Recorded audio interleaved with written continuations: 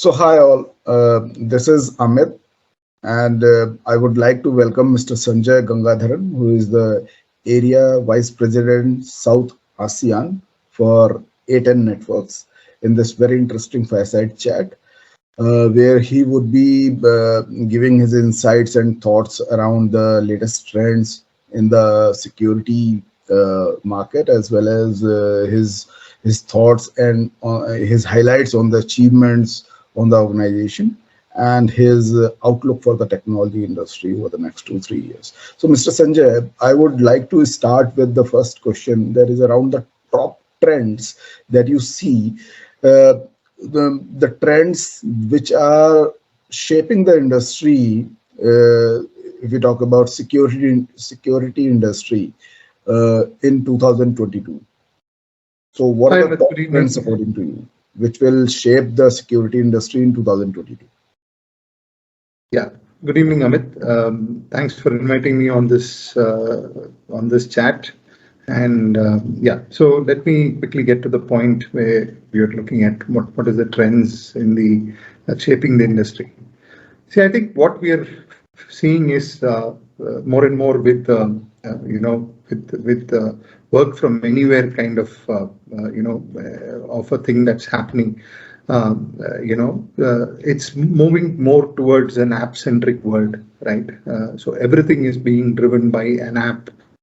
Everything is being driven by being able to work from anywhere and everywhere, right? So under that kind of a situation, what we are seeing is all small, medium, large enterprise businesses want to make sure that they are able to target the customer directly, and they would like to see their offerings being digitally present on every possible digital media that can be reached to the end customer.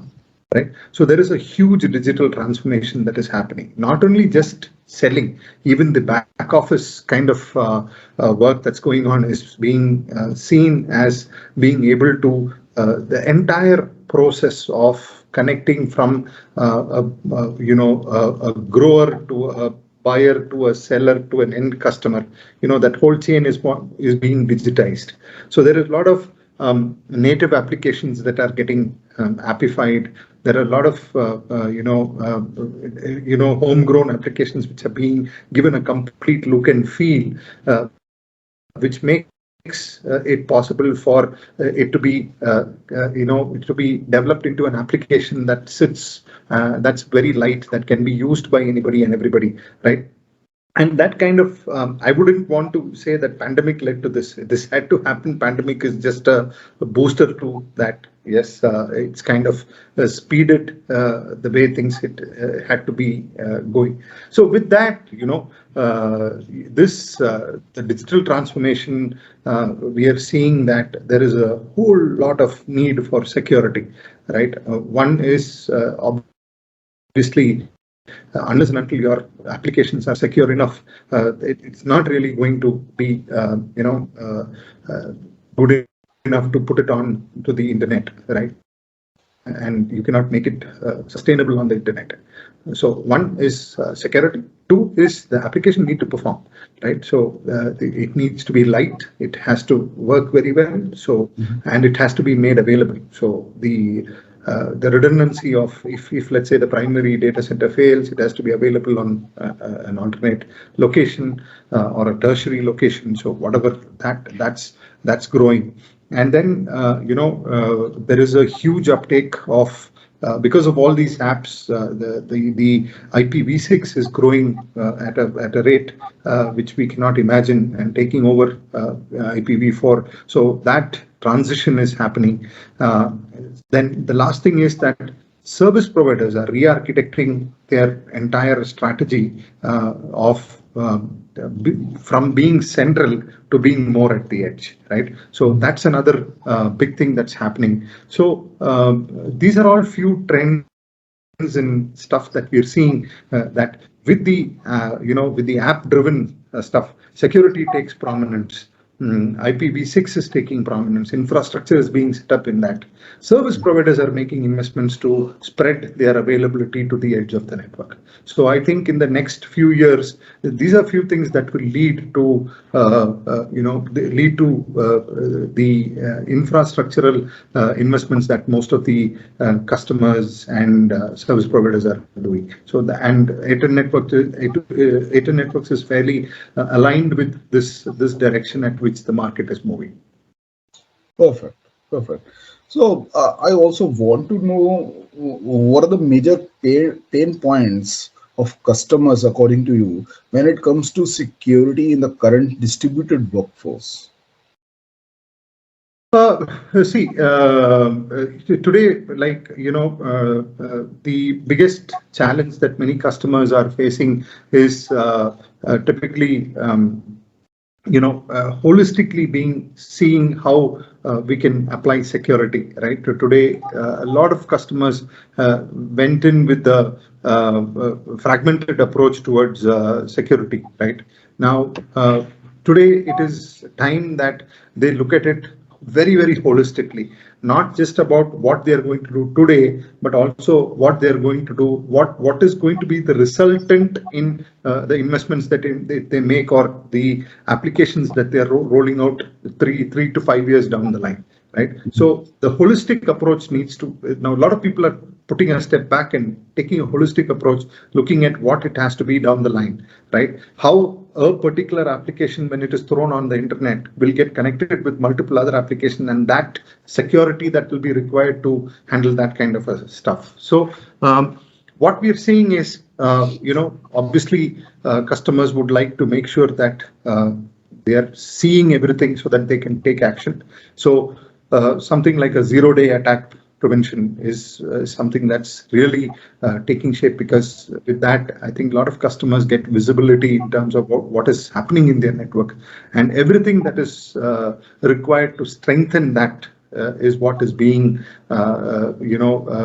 is what today customers are facing challenge to put in place. And I think that's the direction a lot of the enterprises are spending their efforts and energies and money to make sure that that particular portion is taken care of, and the security around that is tightened. Very good, very good. So if we talk about the last 2 years, uh, uh, from the technology, from the security perspective, it has been very eventful. Okay, so can you also talk about the highlights of your achievements in terms of business growth, or maybe customer acquisition, or any new innovation that you would like to mention that happened over the last 18 months? A10 Networks has had some astounding performances in the last year, in 2021. Right, we grew revenues in the quarter. In Q4, we did about 70 million, which is roughly about 13% of what we did previous year. And then from a year perspective, we grew about 10% to about 250 million. And we are envisaging that growth will continue, and the trends are showing that growth will continue in this year, and in Q1 as well as in this year, right? And today, if you look at it, there was a recent study that we did where it revealed that about 62% of Indian enterprises are putting money on security, right? And that is something which aligns very well with our strategy. And we've put a lot of our minds into building our zero-day security model, wherein we've kind of enhanced our DDoS solution. We are working with a lot of cloud service providers to put in our DDoS scrubbing centers. We're working with most of the 5G vendors globally to make sure that the security and security and the backend infrastructure is taken care of. So a lot of good customers we've acquired in the last year. Names like Uber, LeaseWeb, UCLA, Dubai Civil Aviation Authority, and SoftBank, and so many others, right? So we've kind of had so many customers who have invested with our technologies. So what we are working on is basically we're working on building visibility into this zero-day solution. We're looking at automating our DDoS. We're looking at very granular micro-segmentation of operations so that people can get a granular view of what is happening in the network. And then very high-level advanced user authentication and verification solutions around our stuff. And then at the end of the day, reporting, right? Centralized management. So there is a console that gives complete visibility of what is happening.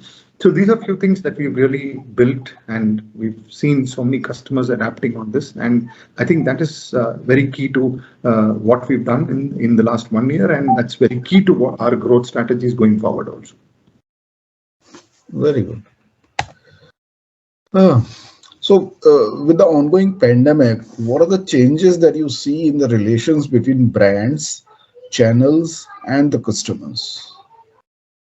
See, brands, are now heavily dependent on brands, especially brands like A10 are heavily dependent on partners, right? Now, we've kind of we've in the last 1 year plus from the time the pandemic has really taken very seriously, and we've realized that probably this may be the way going forward.